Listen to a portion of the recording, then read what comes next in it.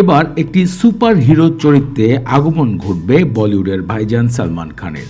সাম্প্রতিক সিনেমার নাম প্রকাশ না হলেও সিনেমা পরিচালনা প্রযোজকের দায়িত্বে রাজ এবং ডিকে কাজ করবেন।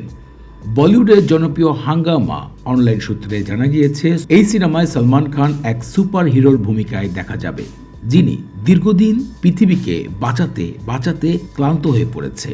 ফলে সুপারহিরো চান জীবনে একটি অবসর নিতে, কিন্তু পরিস্থিতি তাকে শান্তিতে থাকতে দেয় না।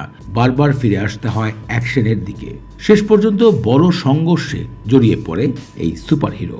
সিনেমাটির গল্প এমনটাই হবে সাম্প্রতিক একটি হাঙ্গামার প্রতিবেদনে উঠে এসেছে।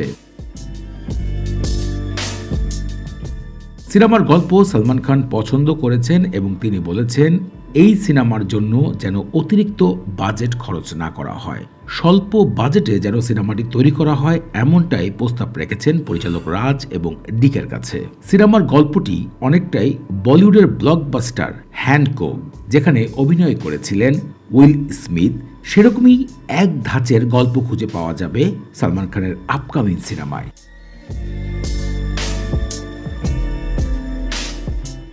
জানা গিয়েছে, এপ্রিল মাসে সিনেমার কাজের জন্য প্রস্তুতি নেওয়া হবে। সিনেমার নায়িকা এখন কে থাকছে তাও হাঙ্গামা সূত্রে প্রকাশ করা হয়নি।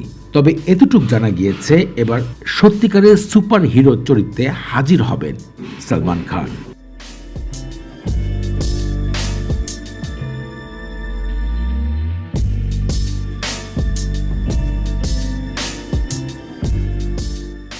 বিষয়টি আপনাদের কাছে কেমন লেগেছে ভিডিওতে কমেন্ট করে জানাবেন আপনাদের মূল্যবান মতামত।